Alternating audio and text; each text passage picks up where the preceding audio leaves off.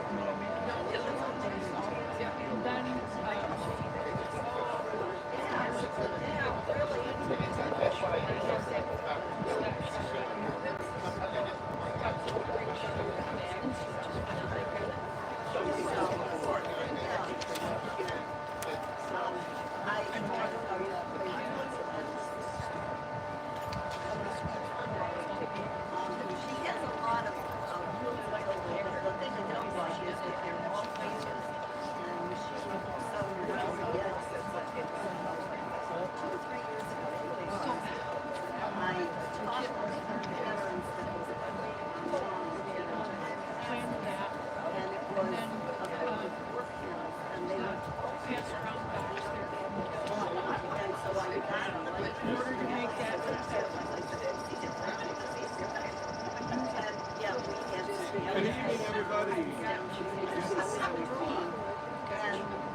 they always loved and run because I was You need a gap. and at the end of that series of classes,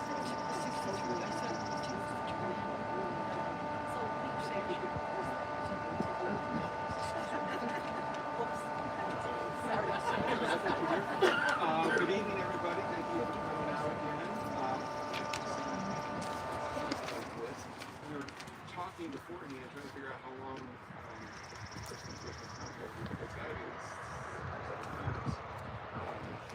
I first met Linda when she came up and helped coordinate a donation of a crazy quilt from Oklahoma, Texas. And at the time, you told me about being a quilt appraiser, and I said, you happen to give talks? And she did. So I invited her up, and this has been one of my favorite programs for the last several years, in part because of you guys, because this is such a different group. We have a lot of speakers, we have musicians and so on, and they're all very good, but a lot of times they're just people sit and they listen. These ones are always a little different. You guys are not as yes, they're interactive. Not as static, I guess is maybe a way to put it. So they're always just a lot of fun. So Linda's been kind enough to come back year after year, and she always has different topics to do. So as long as you guys are interested in coming back, we'll keep bringing her. So I'd like to welcome our speaker for tonight, Linda Hunter. Thank you. I appreciate coming. It's beautiful here. And as I've said to a few people, we switched from August to July because Brian gave me a chance to change. And I said, well, I'm picking July because it always is rainy and cold in August and windy. And what was it today? It was rainy and windy. Except, of course, but it was absolutely beautiful. I'm thrilled to death that it's turned out so well. So, this is because of set of classes. I teach quilt classes in the Buffalo area, just for people who never checked in before.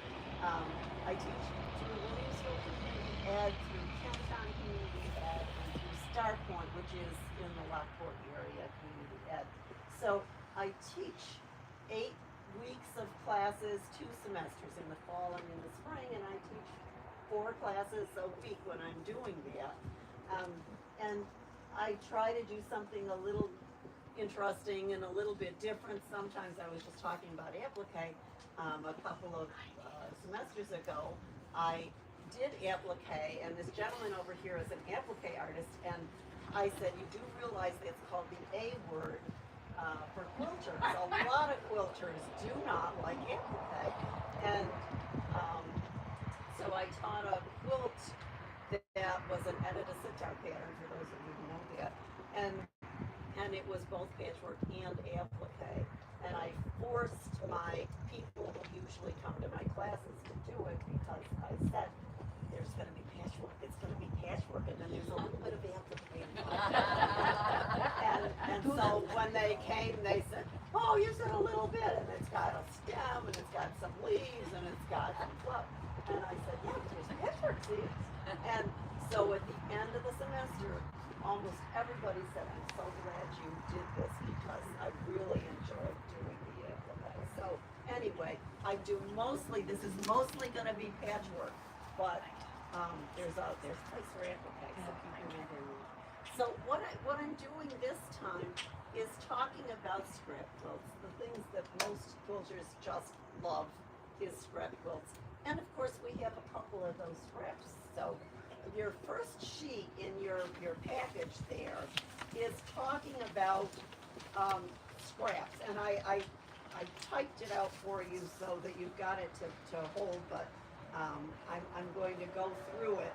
And I apologize if I'm insulting your intelligence by reading what is already there.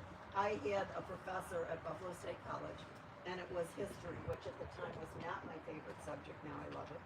And every morning at 8 o'clock, he read to us from the book that he wrote, that he made us read the night before 3 or 4 chapters up. So I'm gonna try to go through this really quickly, but, I just wanted you an overview, and I said to eliminate scraps, don't buy more fabric than you need. Well, that's not gonna happen. So we've gotta go on, because you know darn well that's not gonna happen. And so what do we do with the scraps? Well, these are actually good suggestions. Whether we do them or not, I don't know, but they're good suggestions. Use them right away. You know, use your leftovers right away. Do we do that? No, we put them aside and they're gonna be set for something someday. Create an interesting backing for the quilt. You know, more and more lately, people have been putting their scraps together on the back of the quilt, and I still don't do that. And I'll tell you, basically why is because I'm too lazy. I'd rather buy one whole big backing piece than sew a whole bunch of pieces together for my backing, and it's really probably. I want big pieces, like 10 Yeah, well, 10 and inch you or can, you know, 14 and a inch lot of squares. people are Yeah. doing big pieces. Like if Yeah. you have fat quarters left over or something like that, then that Yeah. really does work. And it does make sense to start using them. And you already made the quilt with those fabrics, so put them on that quilt. And another thing, years ago, somebody suggested this, and I like the idea of it. If you have extra fabric, put it on the back and maybe put a pocket or something, a closed-in pocket maybe, with the scraps of fabric that you used in fairly decent-sized pieces. And then if you wash the quilt, or if you're using the quilt, it gets worn and washed at the same time as the quilt top, and you have extra fabric in case you need to fix something. And I thought, well, that's a really good idea, because you know it fades over time. And so if you use backing fabric, you can always replace some of that backing fabric, cover it up with something, cut a little square out of, you know, I mean, really, if you had to use it, you could use it. So it's something to think about. I said make a pillowcase. A lot of times we're giving a quilt away, especially to a young child, but always to people that you care about. Make a pillowcase to go with it. For kids, it's a great idea. For anybody, it's a way of giving the quilt to somebody. Put it in that matching pillowcase, and it's part of the gift. And then after you've quilted the quilt, you've always got cutaways from the backing, right? Now, if you're buying that 108-inch wide backing fabric, it really is often made with a lesser weave in the fabric, so that technically it was for hand quilters. Because if you had a sturdy weave on the back and the top, then it's hard to get your hand through for hand quilting. So they, bless you everybody. So they made the backing fabric with a not as tight a weave. And so sometimes you have to watch that backing fabric if you want to use it in another quilt. But on the other hand, because I'm buying a lot of 108-inch, I don't need all of that. So if I cut it away, that is a scrap that's a pretty good size that I can actually use someplace else. So something to think about. And of course, making another smaller quilt as a charity quilt with the leftovers is always a good idea. And then you're done with it, because I do know people who say, well, I don't want to see this fabric anymore. I'm done. I've done this quilt. I don't want to see it. And so that goes in your scrap pile. Well, then make another quilt and give it away, and then it's gone, and you don't have that fabric anymore. What's the largest you throw away? Like, at some point you go, I gotta keep this. It's a 1x1. That And then is what a do you throw away? personal choice. That is a personal choice. I have people, friends, and quilters in my classes who don't throw anything away. But there's a thing called either, well, it's scrap quilting, but sometimes they're calling it what am I trying to say? I'm forgetting the word, people. Crumb quilt? Crumb, thank you. Crumb quilting. And so this is an example, actually, of a little bit of an example of what crumb quilting could be. So I've got these little scraps, and I'm not going below this, but people do. And actually, I have, because I have done an applique sort of tree. And oh, I've got it in here, I'll show it to you. and I use scraps to make like the leaves of the tree. Okay, so you can use tiny little scraps. But something like this, we're taking these little pieces and we're sewing it onto another piece, and now you're gonna cut between these, and we've got two pieces that we can then sew on another piece, and we're building, and this is called crumb quilting. So you can save these kind of things and do some crazy things, crazy quilts, crazy anything with them. So that's a possibility. And another thing, when you're managing your scraps, I've got a few manager scraps, a few ideas that you can read for yourselves. But I'm going to go on to this, and I didn't give you that page, but I think many of you know about it, and if not, it's not hard to figure out. It's called leaders and enders. Have you heard of leaders and enders?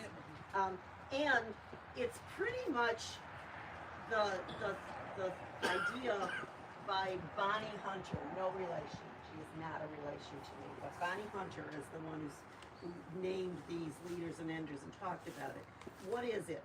Well, when you're putting two pieces of fabric together, right sides together in your sewing machine, this is sewing machine stuff, you are going to begin at an edge. And the way that our sewing machines are made today, we have a wide feed bed for the zigzag and all the fancy things. So because it's a wide feed bed, some of the fabric seems to get caught down there in the hole. And so we need to start halfway. We need to start halfway on some little piece of fabric. And then we continue sewing and sewing. And then we stick another little piece of fabric and we go halfway again. Or the idea is choose pieces of fabric that are the same and sew two together, but start halfway. Okay, so we're going to start halfway with two pieces of fabric, and if we start in the middle, it won't fall down into the hole. We continue on, we do a whole chain of what we want, and then we cut this off and we put it down here at the end. And when you put it at the end, you're finishing that part that you didn't start with, okay? So your leader starts in the middle, you go for a chain, you just clip that off, put it down here at the bottom, and then you finish it at the top. So if you do it in a sensible, I don't care what size these are, but squares or rectangles or something that's easy to deal with, then when you're all done, you've got a whole bunch of these things, and now you've just made a free quilt in between the quilt that you've been making, right? So if I do this with a whole bunch, there, if I do this with a whole bunch of these leaders and enders, now I can put them together, and there's a 4-patch. And I can do a bunch of 4 patches now, and then I'm going to go on and on and on. And maybe these won't be leaders and enders anymore, but they are certainly the beginning of another quilt that I've already started. It can be very scrappy. So that's a good way. That's a good way to start making a scrap quilt and use it for something that you need to use it for. If you start here. And then we're going to go on, but first let me show you just a couple of scrap quilts. And if you've been here before, I know I've brought this before, so you might have seen it before, but now it's being used for a new thing. But this is just squares, squares of any kind, of any size, doesn't matter. But I put them together in a color kind of form.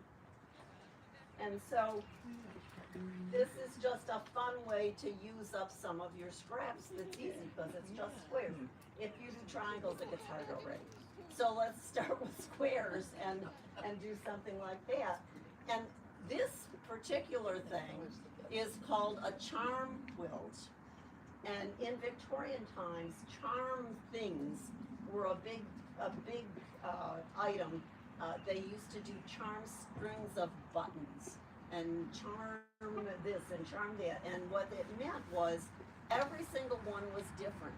So they used to like to collect a string of buttons and a button that was different from every other one. And that was very popular. And what they did with those charm strings of buttons, I don't know. But this case, it's a charm quilt in that every single fabric in this is not the same as any other fabric. They're all different. They look the same because we've got color groupings and we've got some fabrics that are very similar.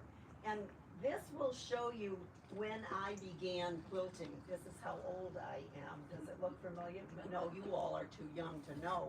But this fabric is from the 70s and the 80s. I don't even think we got. And he still didn't fabric in finish here. it, it's not got a back on it. No, it's a top. It's a top, and it will forever be a top. And why? Because I love, this is a good one to bring to lectures and things like that.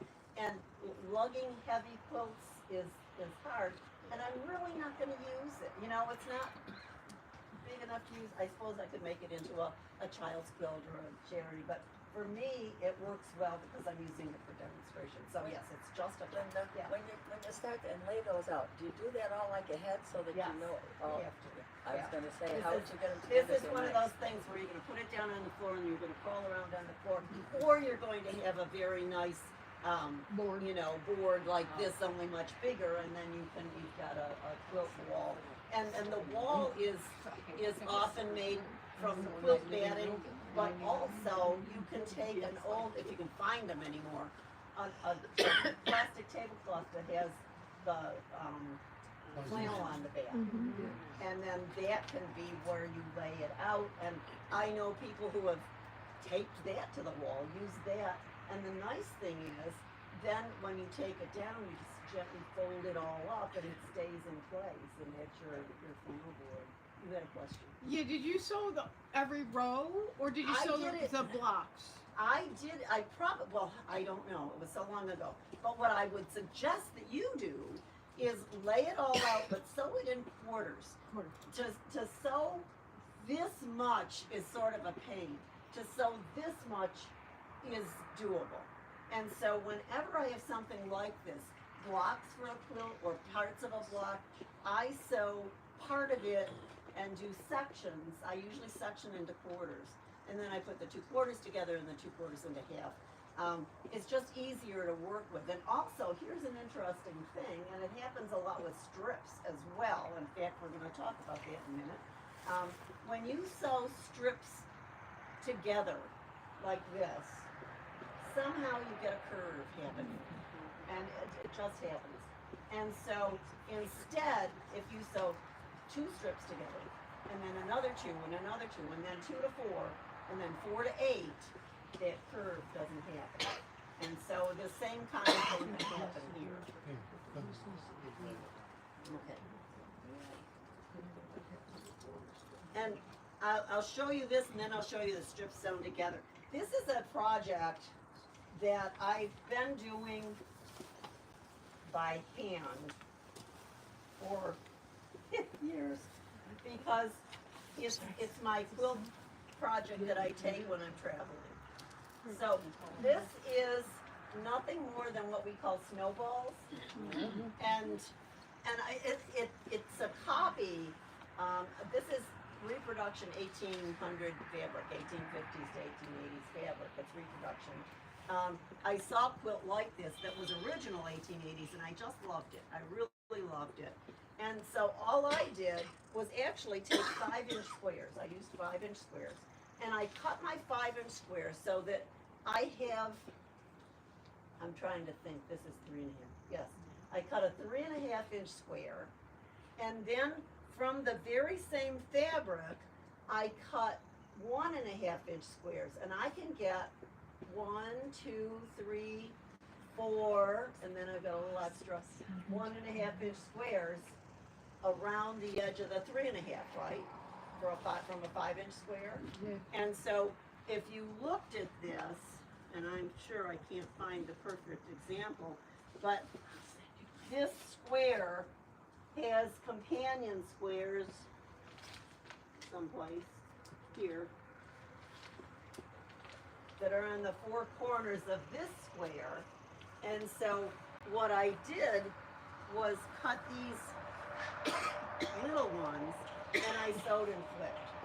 So I think most of us are used to sewing and flipping. So I'm putting right sides together at the corner.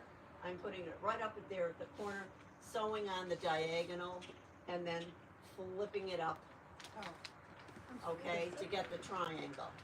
And when you do something like that, I still need to put a pencil line in here. If you're good, and you should be able to do this much with a straight line, I still go off. So I put the pencil line in. But when you do this, you want to sew just a hair to the corner away from the pencil line. If you sew on the pencil line, when you flip it up, you've shortened it a little bit. So you want to go a little bit farther over, so when you fold it in half, now you're right where you belong. And in this case, normally what we do then is we clip off that corner that's behind and flip this back up. And I flip it up, usually. I flip it up, I test it to see if it's straight and where I want it to be, and then I flip it back down, cut off, and flip it up again. Well, in this case, I'm doing this by hand, and they're small. And so I actually didn't cut, I most of the time, I cut off the middle one, but left the back on the square, because it keeps me nice and straight. I have a nice straight square to sew to the next one. Do you pin? Oh,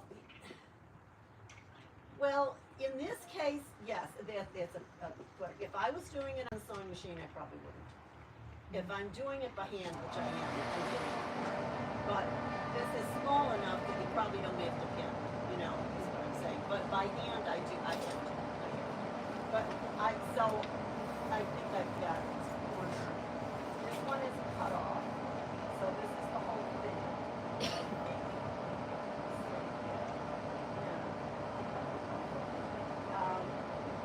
So here's the one that I cut off to show. So I cut off the middle one, but I saved the back of it. So when you look at the back, I've got solid squares there. It's because it's hand sewn, it's small. I've got a lot of strings and strips, every tiny pieces of fabric that I don't want to fray, and so I've done it this way. Now let's talk about these scrappy things. And another thing that's been popular, so you probably all know about it too, but I bought it because not everybody does. And that's adding machine tape. Look, so you don't add machine tape quilts. It works in a couple of ways. So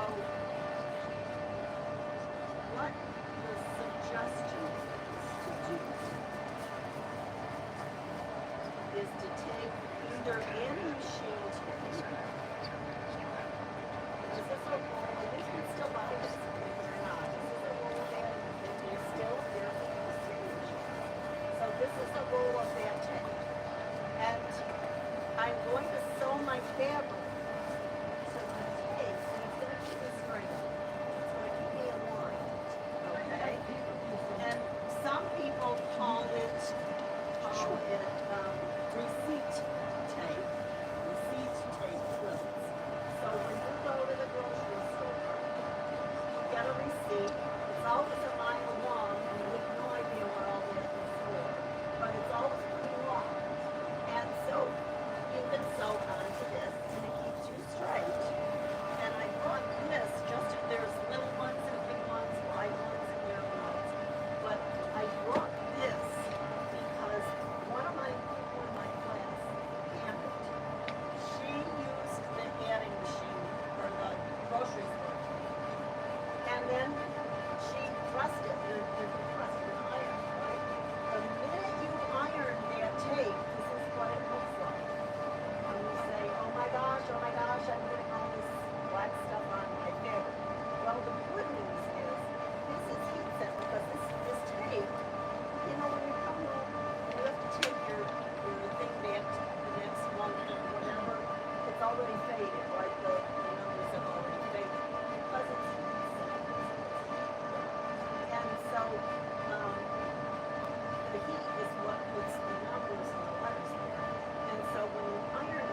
just take this one. But it's not rubbing off on anything. It's the tape itself. It's not like a thing that's going to rub off on your hands. It's fabric, so it's safe to use. And here's the idea behind it. You take your fabrics and you start sewing them. Okay? So we're going to take our fabrics, and I don't know if I have this, but I'm starting in the middle. The tape can be as long as you want it to be. If it's this long, you can make it as long as you want to. I found that I'm not good at working with really long strips. They get on me. And so I like whatever this size is, maybe about 12 inches. And I learned that if you start in the middle instead of at one end, you have to sew and flip. So this is putting a piece of fabric right sides together, sewing down here, and then pulling it back. You have to press this. And so if you start at one end, you're stopping and pressing and putting it back to the machine, stopping and pressing and putting it back. If you start in the middle, you can at least sew two before you have to stop and press. So you're saving a little bit of time. So you add one to this end and one to this end, and then stop and press and you've got two down. If you do two sets, and I'm not good to do like 4 sets or whatever, some people can do a lot. I'm only, and I'm not that good to do 2 sets. I'm doing 2 sets, so I'm chaining these.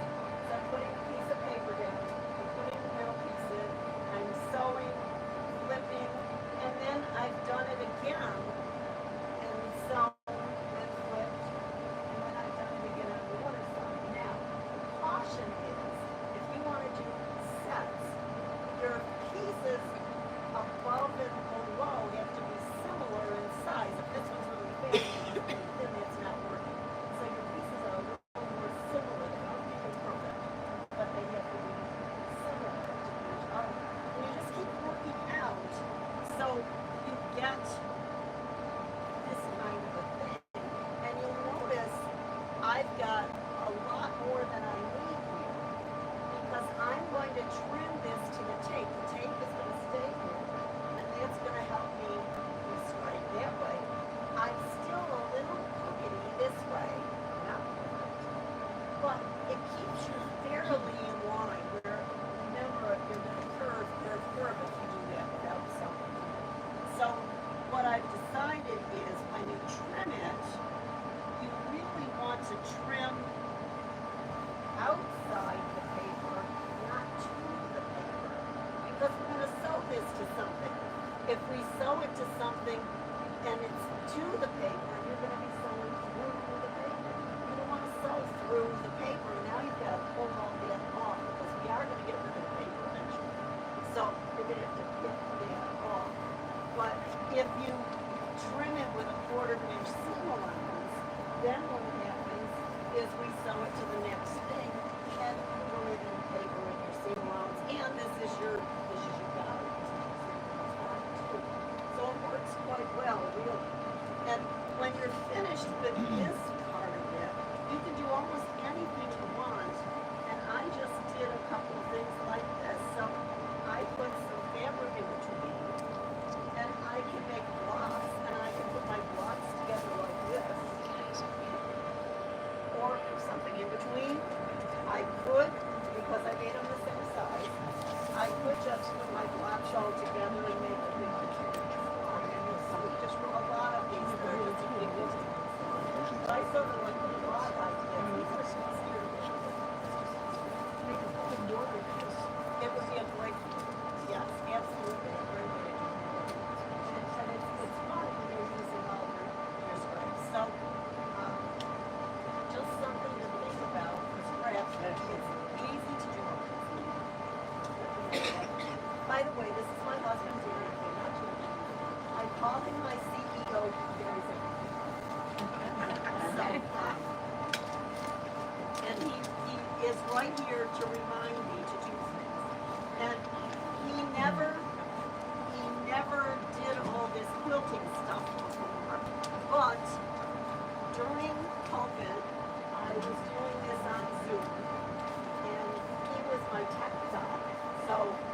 at my kitchen table, and he was following me with a camera.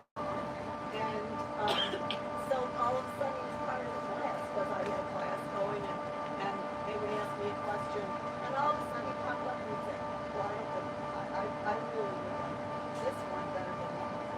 I think it. And so pretty soon, they'd say, well, Linda, what does Dan do?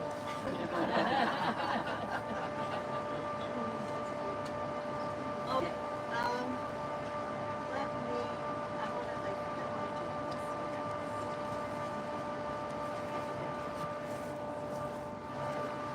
No, I think it, well, okay, let's do this, because we're still in this. Another thing that we do in quilting, and it's become very popular, is called potato chip. That's probably on, is that was that, I don't know, probably on the, okay, there's your potato chip. Look at your potato chip. I'm gonna pass this around. The back is, just scrappy things. But this side is giving us a couple of examples of, not this one, but a couple of examples of what a potato chip quilt could look like. So I'm gonna pass this around and talk about it. And so the potato chip idea is where you start in the middle with rectangles and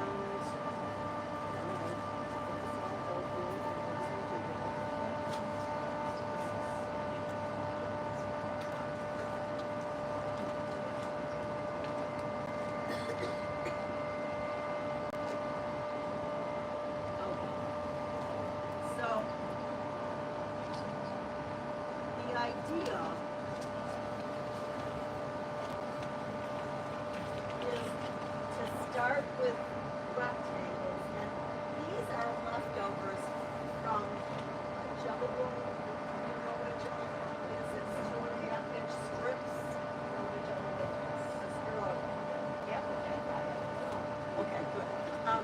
So let me show you this, because we think we're all so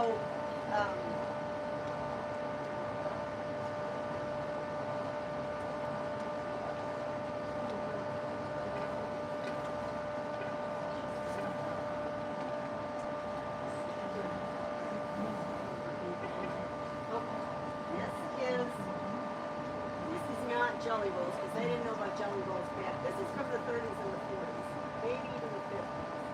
And it's a top, and I haven't done anything with it. But look at this. Yeah, you might want to help. This is really one big. It's a big. But look at these. They're very much like I'm showing you these strips. It's very much like the potato chip quilt could be, but this has no underwear. It's just, these rectangles put together. And this is I think what we all know about scratch quilts. It's truly scrappy and fun, and this probably should be a real quilt. I should probably finish it because it's big enough to use. It's just isn't it great? It's cheery, it's fun, it's got the reds and the yellows, which make it very cheery and fun. And this, when you look at these fabrics, I'm looking at 30s and 40s and maybe 50s. The 30s fabrics are the lighter, softer floral prints. Okay?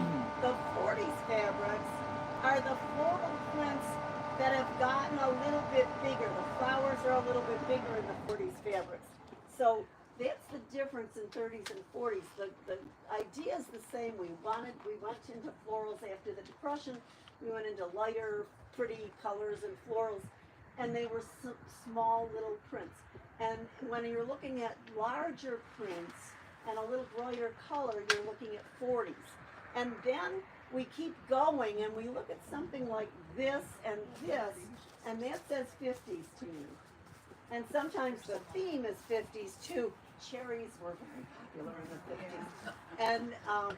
And cowboys and Indians were very popular in the 50s. And so when you see those kind of prints, you say, oh, 50s. So I think these fabrics are 30s, 40s, and 50s, basically. but it's just bright and cheery, and it's the kind of thing you could do with your leftover 2.5-inch strips as well. Refolding. Just a little bit. Okay. And Dan likes to pass things around, so you can pass it around and smell it. For whatever reason, it smells good. And that's that's a thing. As a quilt appraiser, I saw many old quilts that did not smell good. And so when I see an old quilt, that's the first thing I do is smell it, and that really smells pretty good. And I didn't wash it. Some people would wash that as a top. I would never do that because you're going to fray at the seams, and it's already got seams that are loose that are coming apart anyway. So if you feel the need to wash it, I would say you've got to make it into a quilt first, and then you can wash it. But I just had somebody tell me that she found a quilt top and it was dirty and she couldn't deal with it, and she washed it as a top. It turned out beautifully. You know, every time I tell somebody don't do that, there's a story that says, "Oh, it worked out fine for me." You know? So, but I wouldn't because I'm afraid it's going to fray in the seams and you're going to have a problem. What here? Well, Oh, I have yes. found that with today's fabrics, a lot of them are so loosely woven that Yes. you end up with a frayed mess. Yes, and And feel they're just that. That working. is not loosely woven fabric. No, That's it isn't. nice, good, It's good. tight, solid. Yes. We have gotten cheaper as time. See, doesn't it smell good? It smells That's bad. at grandma's house. But I mean, it doesn't smell. It doesn't smell like it's been in a stuffy No. attic. You know, it smells good. Okay, back to this. So really, what I did was use leftover strips from my jelly roll. I did a jelly roll quilt, and I did a carpenter's star quilt. I should have brought it with me. Carpenter's star quilt, all with 2.5-inch squares and rectangles and triangles, and it turned out right from a jelly roll. That was a really, I wanted to make it a challenge, you know, to try to make something from a jelly roll that didn't look like a jelly roll when you're done. But anyway, these are the leftovers. So what you do, and I gave you that sheet that might be a little hard to read, but it's not hard for you to figure out. So I started with 2 fabrics of rectangles, and I'm making my rectangles 2.5 by 4.5. They started 2.5, I'm just doubling to the 4.5. It could be anything, but yeah, it's a good one to work with. And 1.5 by 3 also, you know, 2 to 1 usually works. So I put 2 together. Now these are the same because I'm running out of my jelly roll, so I don't have much choice here, but they are different fabrics. And once you put 2 together in the middle, then you take 1 on one side and 1 on the other side and you sew that together. And it could be anything, but I like the look of light in the middle and dark around the outside and dark in the middle and light around the outside. And so that's how I chose to do it. And so I've got these now, and then the next 2, since I've got dark on the 2 sides, I'm going to put dark top and bottom. So actually I'm switching it around so I get blue and rust. So I'm putting dark here. This is where this probably could come in handy. That's what I got it for.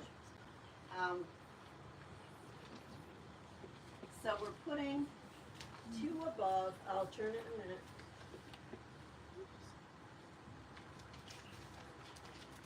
And 2 below. So can everybody over there see? And then people over here. Okay, 2 below. And now you're sewing these together. You're sewing them together. So now I've got to do 2 more sets, 2 together that are light here and here, because I had dark, right? Now I got to go light again. And now when I put those together, now I've got to have 3 pieces together to finish it. So we've got that. And with that, and I promise you those are not the same fabrics, even though they look like it, they are not. But they're real close, because that's what their jelly roll was like. So that, I'm calling that a block. You can go forever. You can start with that and go on and on and on and on and just keep doing it, and it's one big quilt. The pages that the page that I sent around has some examples. But I like the light and dark, so this is an example. I just made it into a pillow. Here's an example of that. Okay, so this is going to be a pillow. And just so you know, this is my quickie pillow, and I didn't do much, but I have a quickie cheating way of doing a pillow. And what I do is cut pieces of fabric for the backing that are the same size as the pillow top, basically. A little bit bigger. It's got to be bigger around, but about the same size. And I fold down about a third of that. And then I do it for that next piece. I've also folded down about a third for this other backing piece. And then I put right sides out with the folded part in the middle and line it up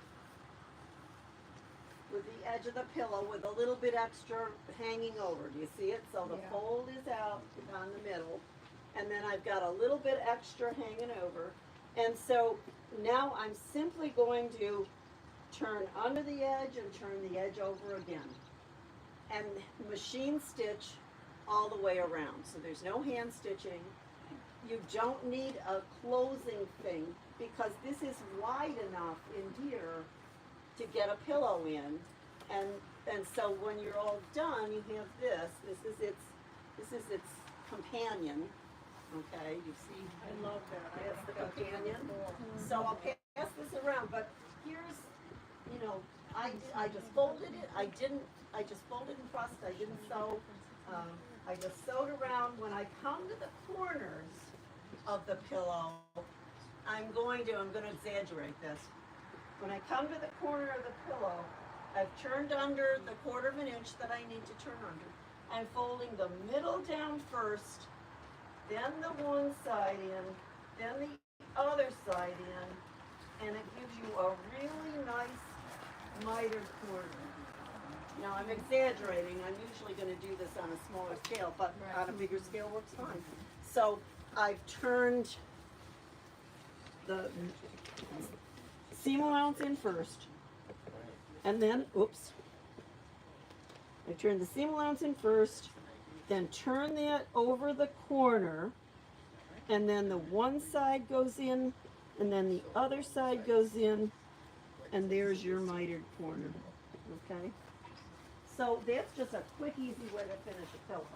But this is basically the potato chip idea, and you can just keep going forever, and it's a fun, well, I think the name potato chip quilt is because you can't just do one. I think that's the deal. It is addictive. And of course, this looks, I like it because it's coordinated. I'm a very coordinated person usually. But I like it because it's coordinated, but I love it when it's scrappy. And we did this in class. A lot of people did this. It was very popular. And the scrappy people just made it. When it's scrappy, it was just beautiful. And a lot of people decided to do the light-dark idea, but not color-wise, just light-dark. It didn't matter what color they chose. They just made it darker than the next one and lighter than the next one. And it really worked out quite nice. Okay, now I'm going to show you just a couple of quilts. I don't know, we're probably going to run over. We always do. I want to show you this. This is an antique, vintage, I'd say. Again, we're probably in the 40s here. Yep. Mostly 40s. Vintage. But it's a scrap quilt. And yet you can do fun things. This is very organized. It's a pinwheel, and the pinwheels are two fabrics for each pinwheel. You've probably got enough scraps to just do that much. You don't have to do them all matching. They don't have to all be red or orange or purple or whatever. But you've got enough fabric to do, you know, 4 triangles here and 4 triangles of something else, and so it's quite coordinated, really, and yet it's super scrappy. And I just love this. I think it's wonderful. So that's just an idea of what people have done with their scraps in the past. And here's another one. I should probably help you, huh? I'm not good at that. Okay, dear. You put it this way. Okay. Smells good again. How do you store your quilts? Real quick. Well, sometimes. Sometimes they're all over the house, and you're not supposed to store them in plastic. However, I do have some plastic boxes that are supposed to go under the bed. And what I do is put a sheet in that plastic box so it's not touching the plastic. And I also have looked for those plastic boxes that have the little opening. I think you're supposed to put some, like, you know, good smelling thing in there. But I just opened it, yeah. Thank you. I just opened that, so it gets a little air in there. And so with the fabric around it and the air, I've got a lot of quilts in there. I have a big wicker basket. I have a lot of quilts in there. I have 2 ladders, one down in my family room, one upstairs. I lay them across ladders. I have a dresser in my family room that isn't used. I have them in there. And then I have them in these bags, and they keep changing because these IKEA bags are great. I can't store them there for a long time, but I'm doing lectures, I'm doing classes, I'm moving them around all the time. So if I'm moving them around all the time, I'm good. That's the key. And in general, to take care of your quilt, just a quickie, how do you take care of your quilt? You think of it as a person. You're not going to keep a person in an attic or a basement. You're not going to wash a person in too hot of water or too cold of water. You can use warm water. You're not going to store a person inside plastic.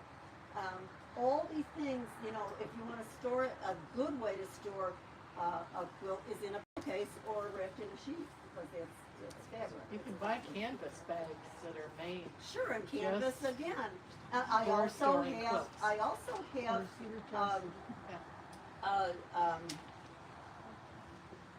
What do you call it? In the living room, in front of the sofa. Oh, The coffee sofa table, the coffee table. I have a coffee table that actually has glass doors, so you can see the quilts through the glass doors.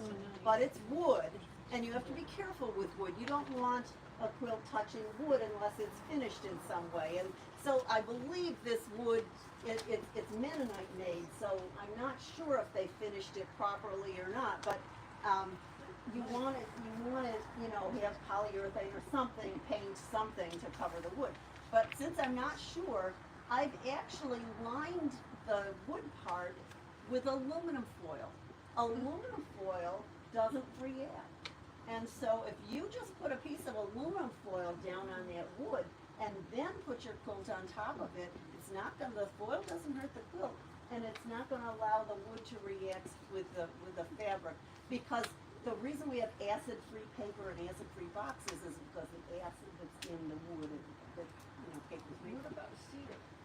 You definitely don't want to use cedar because that's wood, and you definitely don't want to store it in a cedar chest.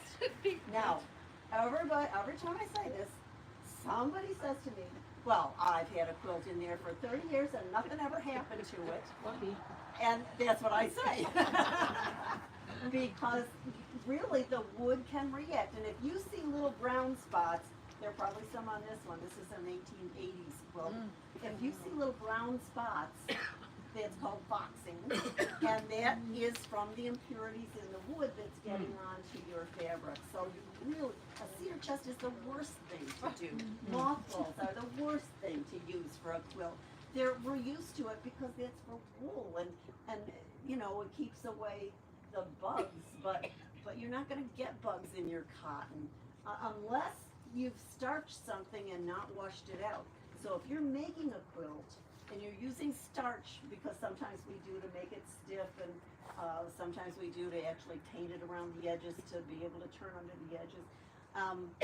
You've got to wash that starch out because it's going to attract bugs, because the sweetness of the starch is going to attract bugs. So you do not It's want not just starch bugs in either. a quilt It's not just bugs either. or other things. Ice. Yeah. Little furry folks. Yeah, we don't want any of that. We don't want any of that. Okay, Dan's gonna help me hold this together. And this is called stacked bricks, so it's a little bit like our 2.5-inch stretch, but they're different. And this is different. This was made in the 1880s, and it's actually special Somebody because took the last years book and off years of it. ago, when I decided I needed more quilts than I was making, and I needed antique quilts, I was in an antique store in Lewiston, and luckily Dan was with me, and I said, "Oh my gosh, look at this scrapbook! This is like so perfect," and it was expensive. I won't pay more than $25 for anything, you know. And so I said, "Oh, I would love that quilt." So he ended up buying it for me. It was really sweet. So this is the first quilt in my collection, and it's held up over time. This has been many, many years, and it's starting to. There are some spots that need some help, but it was made by a seamstress who sewed for other people. And so these were her scraps from other people's clothing. And when you look at pink and brown, like maybe in the 1980s, if I said what was the common color combination in the 1980s, what would you tell me? Avocado green and maybe orange or something, brown and avocado green. 70s. Well, see, you're all too young to remember the 80s, but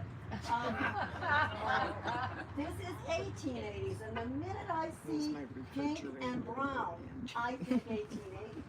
That was a very popular color combination in the 1880s, pink and brown.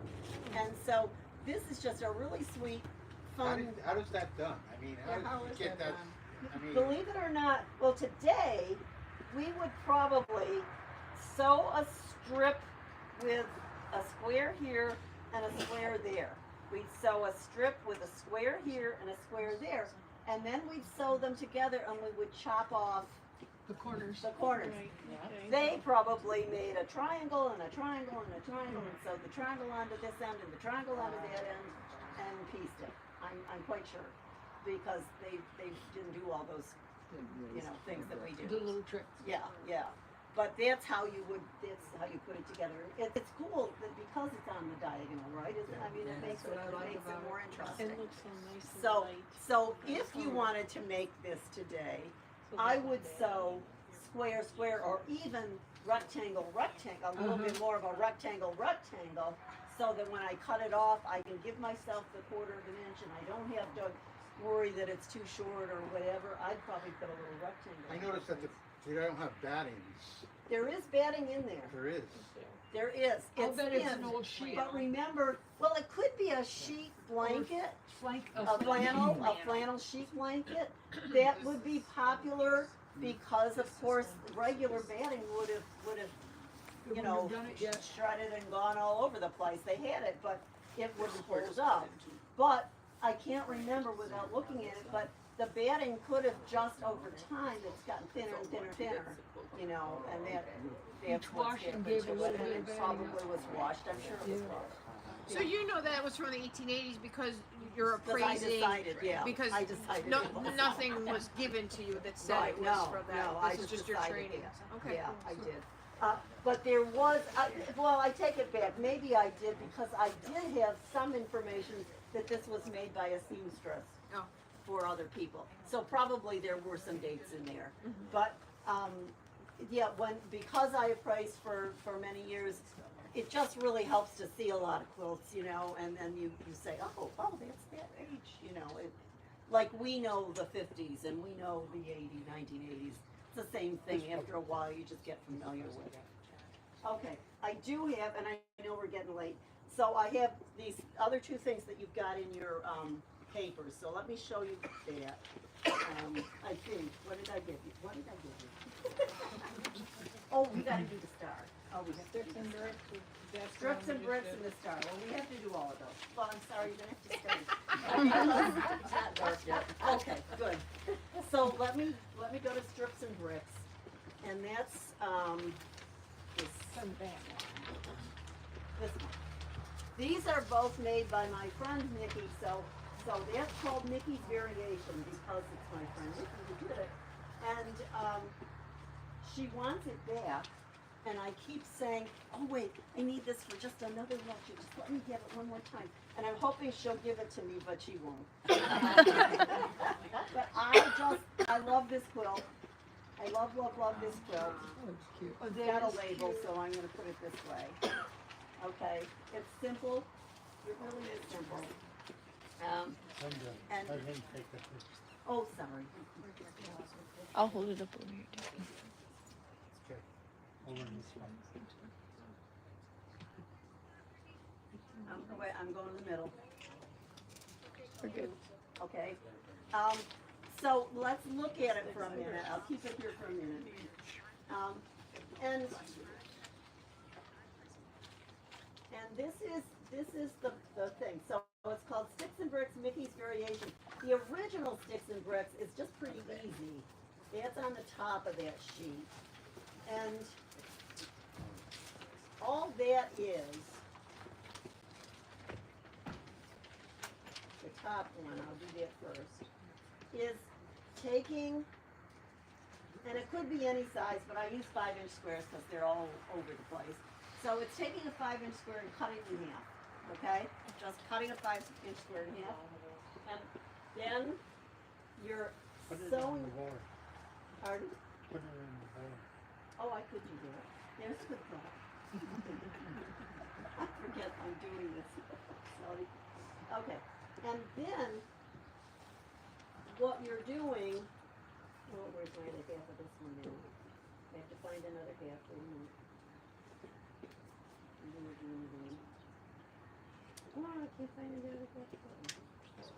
Well, anyway, pretend. So what you're then doing is inserting in between the two pieces a cut 1-inch strip, okay? So we end up, you gotta do this. We end up with that. Okay. And then we can put them together like this. And I'll come to you in a minute, hang on. Ah, here we are, we've got this one.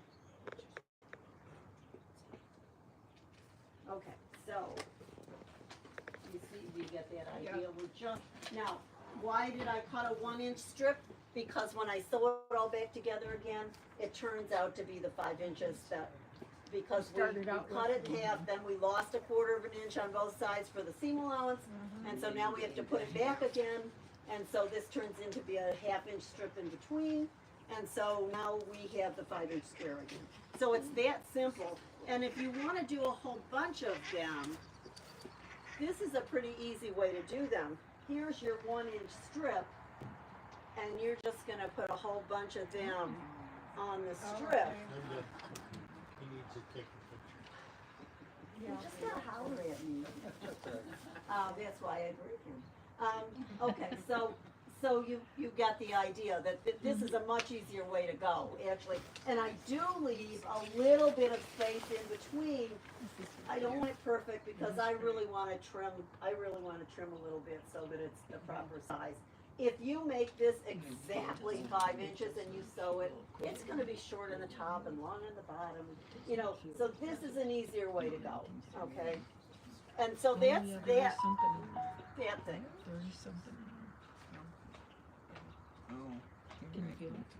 And so now, here's Mickey's Variation that I just think is so clever. And I think she found it someplace. I don't know if she did or not. But here's the idea. You've got to pretend again that these are 5-inch squares. I made them bigger so that you can.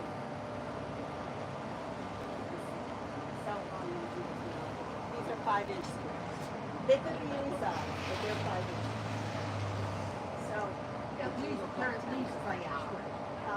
okay, so I'm taking these And now I'm layering them, but I'm going to cut them just. So here it is. So I took these two and I cut them in an uneven way. So this is 3 inches. Okay.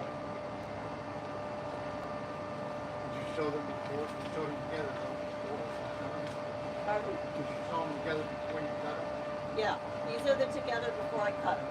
So I just put them right sides together. And I just cut down there. See how it is? No, did you sew the bottom and the top and then cut it? Doesn't, no, They're not just yet. No, they're just there. Yeah, they're just there. You're ahead of me. Okay, sorry. Okay. So he's already gone ahead of me. So now what I'm going to do, I've got these together and these together. So now I'm going to go to the other side. But now I'm going to sew that one section. So I'm going to take them apart.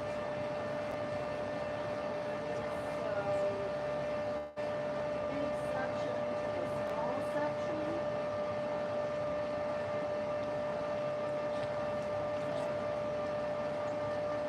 And then I'm going to cut it again. In the small section of the same thing to the big section, and I'm going to cut it again. And the numbers are on your sheet. But you see what I'm doing? So I've cut it apart. Now I've changed the two so that you've got the smaller of one color, the bigger of the other, the bigger of one color, but the smaller of the other. Okay. It's kind of the idea of the disappearing. Yeah, a little bit. And so now I've cut these.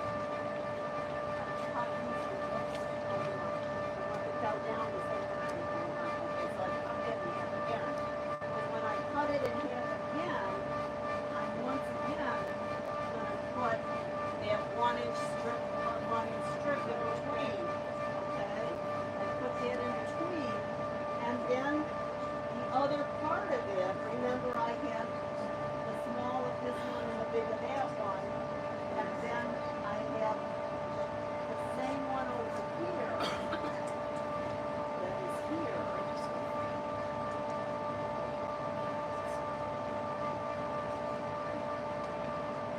So do you see when I cut that in half again, I sewed it to the strips.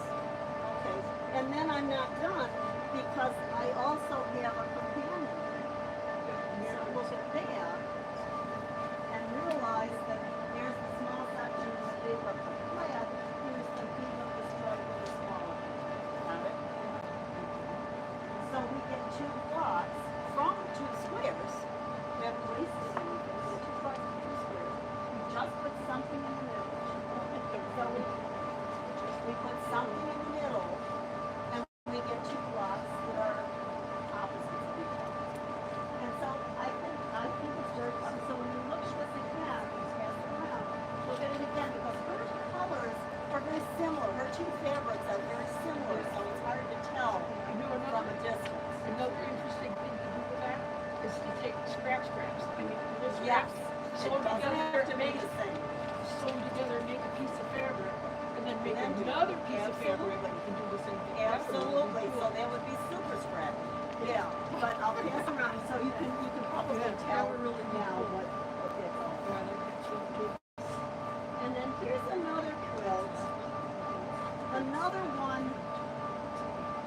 of Mickey's. And this doesn't require a lot of thinking, right? We're gonna hold it up. I love this one. Oh, yeah, that's cool. Wow, isn't that cool? Yeah, that's beautiful. So- Just a 9-patch strip, that's all it is. So very easy. I'm gonna go quickly. Sure. Is that one in here, Brenda? Is it there? Did maybe I didn't give you, I might not have given you. I don't the think so. No. Because it doesn't require that much. But you can look at it. So basically what you're doing is making a 9 patch. And when we make a 9 patch, we do dark, light, dark, light, dark, light. That would be so you need there's the parts of the 9 patch, right? It doesn't. And so I cut a strip the same size as these strips. Whenever I cut these, it really doesn't matter. Whenever I cut these, I'm going to cut again across to get my rows.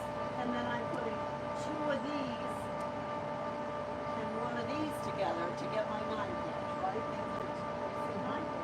And then what's left after you've made your 9 patch with completely in fabric is to just take 3 strips of the same size and sew them together. Do you double on the strip? Do you double? I doubled Double the length. Kept the width the same, double the So length. you got it. So if this is a 3-inch square, this is a 6-inch strip. So I've sewn 3 1.5-inch strips together, any old strips that I want, that are 1.5 by 6.5 inches. When I'm putting it together, here's your 9 pitch with the strips underneath it, and here it is again, and if you just turn one right side up and one right side down, that's really good. Isn't it? I know.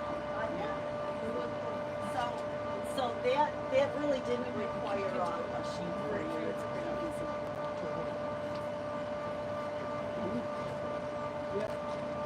Okay. Now here's the star one. I just love this one because it's fun. And I took it. I've been looking online for things, and so that one came. I think I said Lori Holt. Is that a word? Yes, it is. Are you familiar with Lori Holt? No. Go online and find Lori Holt. She does really clever things. She does a very good job on YouTube. You're looking for YouTube for Lori Holt, and I've just found she just has clever ideas. They they're a little bit different, and so this star is one of them. So find the star.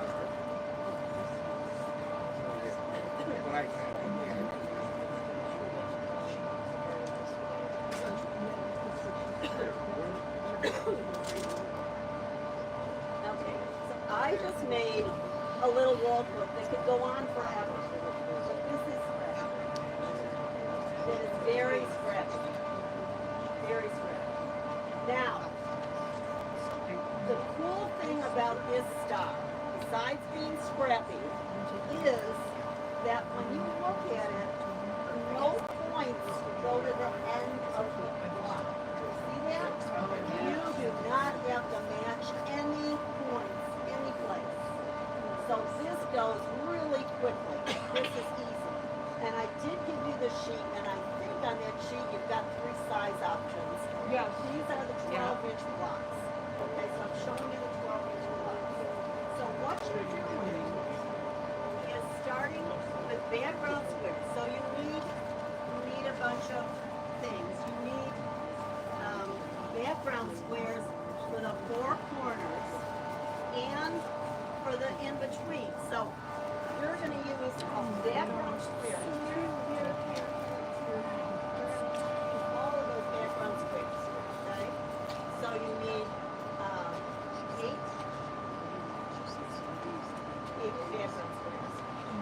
And then you need 1 center square that's a color. It could be background, but I like the color. And then you need more squares. All these triangles are more squares. So look at your sheet. Those triangles are squares. So for this 12-inch star, I used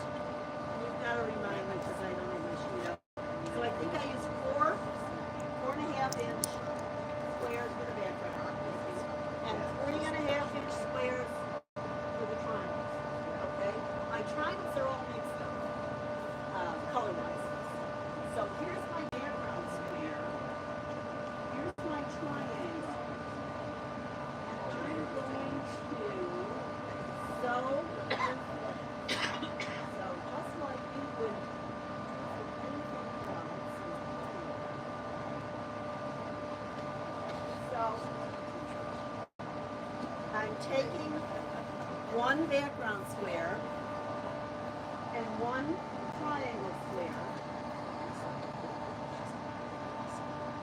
and I'm going to draw a line again down the middle. Now, I'm going to sew and flip. So remember, if I draw that line down the middle, I want it right on the line this time because I've got another thing to do. So I decided, if it's big enough, talk about scraps left over. This is a big one. These scraps are useful. So look at the dotted line, look at the other line. See the dotted line and the other line? So what I'm doing is sewing on the line in the middle, but I'm putting I'm cutting here and I'm putting a second line a half an inch away from the middle toward the outside. So I'm going to get two pieces from this and I can use later. So this is here. Sewn this. I don't know if this is going to show up now because it's right on white. But I've sewn that right down the middle. I'm going to cut on my dotted line, but before I do that, I'm going to sew that other solid line that I did half an inch away, So you got a half square triangle. because I'm going to make a half square triangle that I can use for another project, right? So this came from here, do you see it? Yeah, it's funny. That came from there. Right. So I took that, I cut, I sewed there, I cut this here, well, there. Okay, so I cut on that dotted line, and that gave me something for my next project. There you go. Okay, and there are a lot of these. You get a lot of these.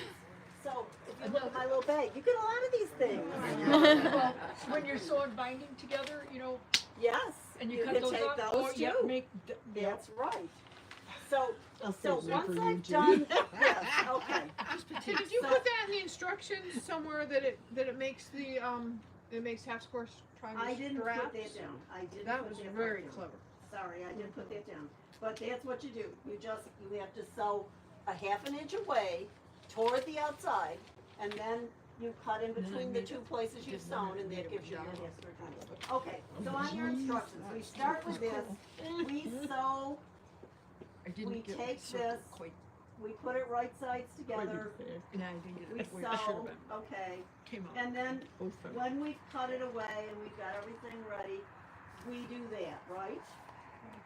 So does everybody see that you're gonna get a sewn and flipped corner on one of those backgrounds? Okay, now I have to look and see which way I went, because it doesn't matter, but I gotta be consistent. Okay, so then I turned it to the right, okay. It depends, you can turn it one way or the other. If you want them to all be consistent, you do the same thing. Same. If you don't like that, I mixed them up, it doesn't matter. But I'm gonna turn a quarter turn to the right with the one I just sewed, okay, quarter turn to the right. And then I'm gonna put another one, again, right sides together, in the same corner that I did before. I'm gonna sew along here, I'm gonna sew again, I'm gonna cut in between, or not, I mean, I can waste it. Like a flying V. Well, I'm gonna go like this. and then on the cutaway, that would make it really cool because you got that little bitty in the corner. that Yes, you need to- yes, it is. It's very interesting when you cut away the second time. And those cutaways might be a border for this. Yeah. You know, you might put them in the border of this. So do you see where I've got a second one on there now, right? I put a second one on there. Okay. And that's done. That part is done. And I'm gonna do it again and again and again, okay? That's all this block is. That's all this block is. And so now I'm ready to put my quilt block together. And I'm gonna put it together. I like to chain piece. So I've actually chain pieced part of this so that you can see I'm just taking all those sections that I just showed you how to sew, and I'm putting them together. Okay, let me do part of this, let me turn that. So does everybody see what that did? See what that did? Okay, and now this is the other side. So another, I'm sorry, it's white on white. Background, another one of those pieces. Another background. Here's my star. Oh my gosh, so pretty. Cool. And I didn't use a triangle. I didn't match a point when I'm Well, ready. you should match points when you put those. Well, you two have strips to together. match here. Yeah. You have to match the strips across. You do have to do something. But you're matching, and by the way, press to the solid. Press to the solid, press to the solid in the middle, press to the solid on the outside, and now when you put two together, your seam allowances are offset. And so we've offset the seam allowances. And the other thing is, the way I sewed this, I like this method.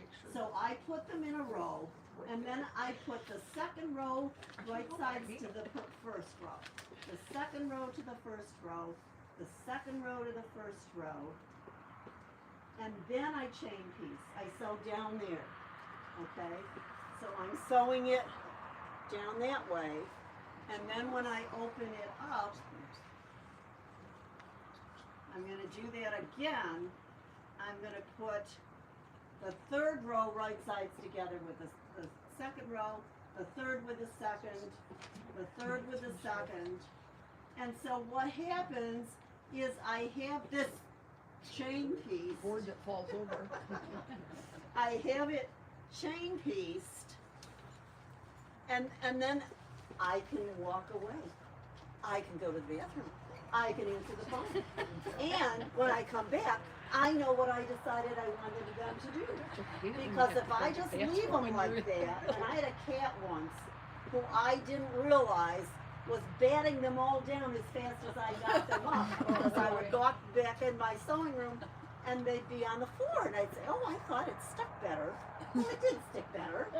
And then one day I saw him doing this. So if you get that much done and walk away, now when we are ready to go for the next section, we go right sides together, and we sew that whole line. And yes, we're going to match our corners. We are. But that's all you have to do is match your corners, and you're done. And I really love, and Mary Ellen Hopkins, does that sound familiar to anybody? Has anybody been quilting long enough to know that name? Mary Ellen Hopkins, I think, invented the one where you don't go all the way to the point. I think she was the first one I heard who made the directions so that they didn't go all the way to the edge of the block.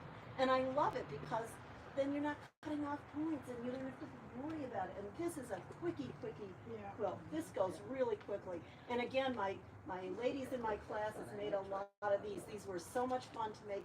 And some people did them very coordinated. They made them all the same. They don't have to be scrappy. You know, it doesn't have to be scrappy. And there's one lady in one of my classes, and every time we do something scrappy, she comes to class and she's a sweet, quiet thing, and she says, I couldn't do that one, so I had a big blue, green, and white. Is that okay? You know, of course it's okay. It's your quilt. You do what you want.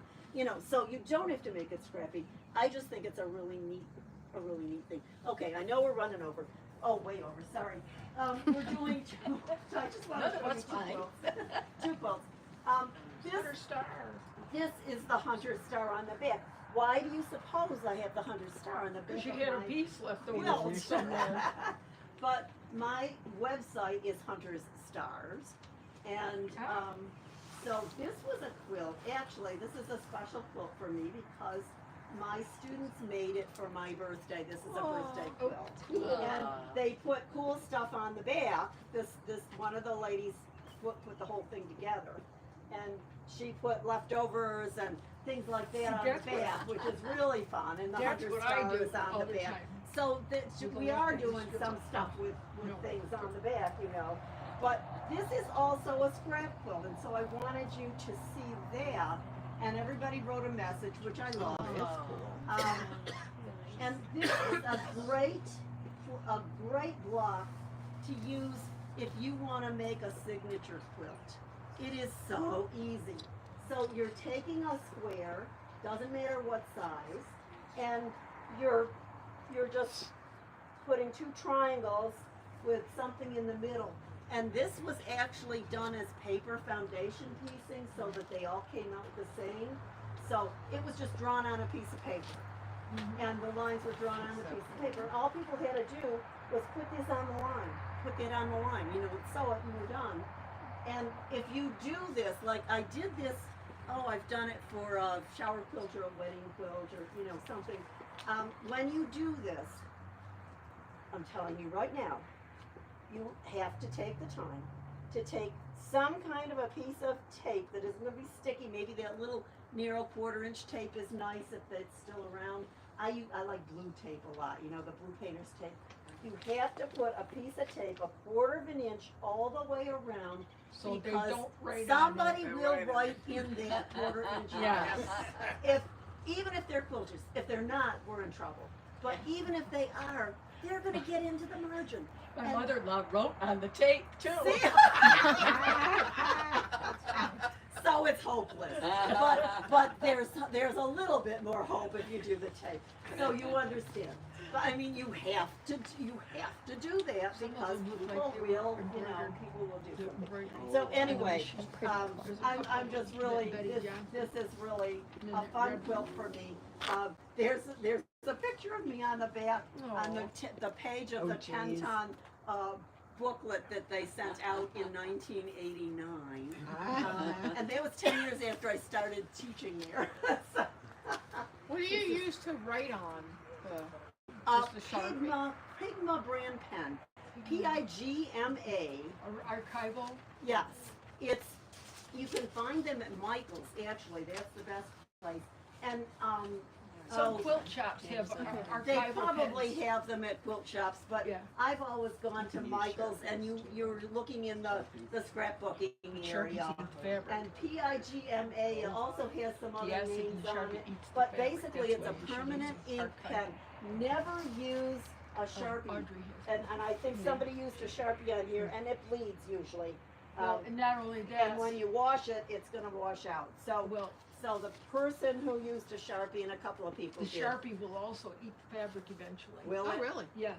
The Well, acid in the hopefully Sharpie, that's I'll why. still, this is for my 80th birthday, so probably I won't have a problem with that. But somebody might if they wanted it. But anyway, yeah, you don't want to use a Sharpie because it mostly bleeds too, but I didn't realize it was going And to then be the same thing with an ink pen. Yeah, That- we never yeah. want to use an ink pen because an ink pen can run. Absolutely can run. And then So but the don't acid- do that. But the acid. But the archival Pigma brand, I use it on my labels. I put it on the labels of my quilts, and it's held up. I've washed it. It can get lighter. I have a quilt that I did for my son years and years and years ago. It has been washed. It has gotten lighter, but it's still there. And actually, I should go back and I should write over it again before everything disappears. You know, just cover it up.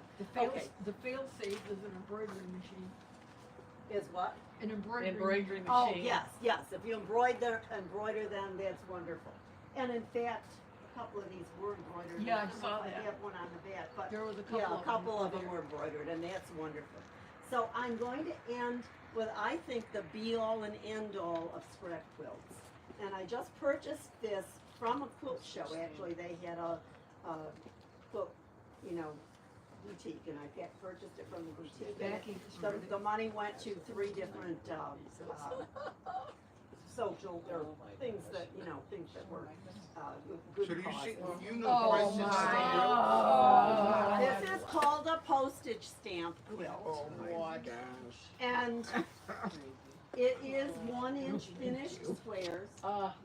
And there's no rhyme or reason. I did talk to the woman who made it, And I admonished her for not putting her label on it, because she didn't put her name on it, so I'm gonna have to put it on.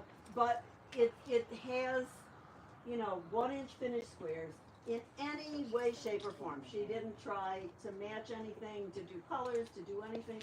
And she's ready to do another one because it was so fun. Oh, you gotta be kidding. I purchased it because there's no way in this world I'm making it. But isn't it great? I mean, it really is. I think this is truly the be all and end all of No, the be all and end all would be to make a picture out of those 1-inch squares. oh, sure, yes, I love that. I do love that. I really do. Yeah. I love seeing those. When you see a quilt at a price, do you look at it and go, that's too much, or you know? But I'm cheap. But That's actually gorgeous. what I do, to tell you the truth, because I appraised quilts for 21 years, most of the quilts that I have purchased that would be new like that, I look at it and say that's not enough money. She didn't charge enough money for it. Oh. And in fact, in this one, I paid more than I should have. And this one, I purchased from somebody who brought it to my guild and said that somebody gave it to her and she was donating it to guild to make money. My guild needs money. And so I gave her more money than she wanted for that one too. So I don't give them zillions of dollars, I should. But I really believe that we are not getting enough money for our work. And if you're making a quilt, you know darn well that $15 an hour that they're paying people to work at McDonald's is more money than you would ever get per hour for the quilts that you make. And there's no skill in it. We're just not getting the money that we should for our quilts. I stopped appraising during COVID, sadly. That's what stopped me. I had to recertify. We recertified every 3 years, and I just wasn't getting any appraisals. And when COVID hit, the quilts were already working their way down, and I just didn't think that it was worthwhile to appraise most quilts because they weren't getting the money that I thought they deserved. I mean, even a baby quilt, you've got $75 worth of fabric in it, and That's they want right. to pay $25 for it. It's like, That's right. excuse me? That's right, exactly. And Etsy, go to Etsy, and oh my goodness, they're giving it away. I don't know how they're making any money on Etsy because. That's funny because of the ones I look at Etsy, they want $1,500, $1,600, $1,800 for. Well, they should. They should. Yeah, want they that. should. They should. But the ones that I tend to see are $125 when they should be $625. You know. So we are doing this because we love it. Now, when you're making a scrap quilt, you're making a free quilt. So that's a free quilt. I always think that's a free quilt. You didn't pay for any of the fabric in that scrap quilt. So anyway, thank you for having me. I appreciate it, and I'm sorry. I didn't finish. I'm sorry. Well, it just dawned on me because I debated about bringing this, and I wasn't going to, but because I talked about the scraps in that tree, I just looked at it and I said, well, we should do this. Okay, so I had a cool idea. I don't know if it's going to keep happening, but I decided it would be really cool to make a temperature quilt. Are you familiar with temperature quilts? Temperature quilt means every single day of the year, you're going to put at least one square or rectangle or triangle or whatever together with another one to show the temperature of that day. And I'm going by months, and I'm doing 2 rectangles, one for the high temp and one for the low temp. And actually I put the low temp on the top and the high on the bottom, I don't know. And I saw online someplace, somebody had done it with houses, and I thought, what a cool idea. So my temperature quilt is houses. So this is January, February, March, and April. I have May done, but not ready to go. So I'm doing, this is the one row of the quilt. And so this is 4 months, and so I'm going to do 3 rows of 4 months a row. And so when you look at it, I think it's sort of fun because I did the colors of the rainbow, red, orange, yellow, green, blue. My red is the hottest months, my blue violets are the coldest months, okay? So here we are in January, and then we're working our way to May. May was better than now April, see, remember, this year. Yeah, now see, the tree looks like it has snow in the Yes, boughs. that's exactly what it's supposed to look like. Oh, So, that's the thing. First of all, what do you do with, I've got 30, I've got a row of 5 rows of 6, right? That's 30. Some months have 31. So, some houses are going to have chimneys on them. I don't know what else to do. And February Has a door. A big barn door kind of thing in the middle, but it's only 28. So, I mean, you got to think about that. But yes, so this is what I wanted to show you because I did talk about using those tiny little scraps. And so between May and June, I'm going to do a cherry tree. But this is a snowy tree because what else can you do in the winter? And so I'll show the camera. The white first. looks snowy too, so are you gonna change the white as Yes, you? yes, my next month is white, but it's got little flowers in it. Oh, how clever. So can you see the snow? See the snow? I can't wait So, to see it done. I know, I can't either. I can't wait for May because I want the pink cherry blossoms. But now did you So- use fusible on here I to get all your spots in? I I see, yeah, you got, I yeah, did you a edged it. fusible, but I stitched it. Yeah, I did a But- oh, fusible, and then but you I just stitched quilted. it. And so now, here's the other thing. Do you see that? That is bridal veil tooling. So I Oh. put tooling over my little Your snow. pieces parts. And then Yeah. I just did this kind Yeah, of stuff so to then you hold got it it. down. Cool. Do you see it? Yeah, You'll that's have what the to- Happy Villages You'll have do. to, you'll have to, I don't know, see it when on your way out or something. I hadn't heard of a But- temperature quilt. From Crocheters do. Oh, do they? Temperature. Well, there are, it But goes. it's cool how you flipped them, because I've only seen them like all going the same way. Well, I've got hot and cold, you know, hot and cold, cold and hot for each day. It's the low and the high. Yeah, oh, well, I thought because it would be more interesting. Absolutely. Yeah, it's more interesting. So I know that the cold is on the left and the cold is on the top. You know what I mean? I was very consistent about this. And let me tell you, this is really, really hard to keep track of. When you want the cold on the left and the cold on the top, and you have to flip them, and they're alternating, so if I started this row with horizontal, I have to start that one. I took out a lot of these things. How do you decide what, like you said, the high and the low? What is, Yeah, it's like, so okay. you go, You just- oh, today just it's cold, decide it's what you cold want and that high. for the Oh, yes, high or low. this You look at is, your fabrics and. this is 30, oh, I should have brought There's my a, little. usually a chart, you the can 30s, find them this is online. the- Yeah, it's like with Something like crocheting that. and. So I made, Mostly you can those pass that are around. one I row made a of chart, single. okay? I didn't bring all my stuff, I probably should. Yeah, You I do don't think either I high brought or it. low. I don't think I brought Pick any your of colors. this. Okay, so I made a chart. And I made it every 4 degrees, every 5 degrees. I did 0, 1, 2, 3, 4. Oh. That's one color, one fabric. And then 5, 6, 7, 8, 9 is my second fabric, 10, 11, 12, et cetera, okay? So I started at 0, I ended at 100. I used one of my 0 fabrics. I may never use one of my 100 fabrics, but I thought I ought to go there just in case, you know. And so then if the temperature that day is 32 for a low and 37, Bless you. because I went to 30 to 34. So 32 and 37, that gives me 2 different fabrics, right? Both, in my case, we started in the purples and we went to the blues, so we're in that field. There are pins, be careful when you pass that, there are pins. And so I just did it that way, and I always said, my low is on top. Everybody thought the high should be on the top. It should be, but somehow I did the low first, and I don't know, the low is on the top, the high is on the bottom. And then when I did the next one, I turned it this way, so the low is over there and the high is over there, and I kept switching. And so I had a box. I actually had it's a thread box, and it fit my little square. So I cut rectangles. I've cut as many as I can. I didn't cut enough in the 30s.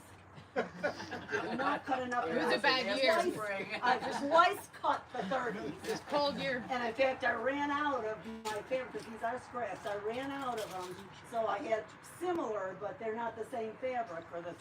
We have a lot of 30s. And so I cut them all up, and I have these little rectangles, and they're sitting in my little box in order. And so I then can download, oh, Brian could help us with this, he's the weather guy. So I downloaded from the Weather Channel the monthly temperatures. And that was hard. That was hard to find because they want to give you everything. I don't want wind. I don't want whatever. I want just the high and the low. And then you go in and they want to give you a forecast. I don't want a forecast. I want what happened yesterday. Well, nobody wants what happened yesterday, so it's really hard to do. So I went in and I got that. So I have this chart of that, and then I actually taped or glued one of my colors for each set of my parameters for the dates, or the dates, The temperatures. degrees. And so I've got my little chart, I've got my little box with my stuff, and so I go through, I started it by writing it down every day. Well, that's ridiculous. I mean, you're not gonna keep, that's not gonna happen. I thought it was gonna happen, but things happen and all of a sudden there's 3 days off and, what was it, you know? So I went to the internet. But, so I did my temperatures, and then I went and picked one of these, and one of these, and I sewed them right sides together, and I put them in a line. And then I tried to, chain piece. Well, when you chain piece, now all of a sudden, when it's in here, it's going this way, and then all of a sudden, was that first, or was this first? So now you gotta put it all back, and you gotta look at it again. So now, I'm going piece by piece, it's really a pain, but, okay, I put them in a row, lay them all out, and then I can put that one, and so that, put it back. And that one, and that, so that, put that back. I'm not changing it like I intended to, because I get them twisted. And then you have to go back and start all over again, so they were silly. So I'm trying to keep up, but I've only done May, I haven't got June done, and here we are in July. And you've gotta keep doing this, you know, because if I wait 2 or 3 months, I'm in trouble. So it's a hard job. And if you go to the internet and see what people do, some people have circles on squares. Oh my gosh, I would love that. But it's not gonna happen. I looked at the triangles, I said, let's do these 2 rectangles I think I can do. They might get done. If I go any farther, How big were your rectangles? they're 1.5 by 2. So they end up being 1 by 2. Up 1.5 by 2. So because this gets big, look how big it was for 4 months. You go too much here, but I wanted a big space in between because these are big houses. And so I put a lot of space in between, and I'm gonna have the same strips above. So the top is snowy looking. The next one is going to be little flowers on white. The next one is going to be little leaves on white. And then between May and June, I'm going to have a cherry tree, the same tree, but now with pink stuff. And then between October and November, I'm going to have a fall tree. And it's again the same tree. And so I traced, cut it out. I took a picture of one that I'd seen. I traced it, I cut it out, I marched it, what it was. And then I did use it, but I stitched around it. And then the pieces, the little tiny pieces, so you can little tiny pieces, are then just placed, put into place. I put bridal bailing on top, and I just did stitching. And for my pink one, I'm probably going to use pink netting, and for my fall one, it's probably going to be yellow netting because we want to change the color so it really doesn't show. And most of, even with that, it hardly shows. And from any distance, it's not going to show. So, okay, we're done. Sorry. Nice. Thank you. Thank you.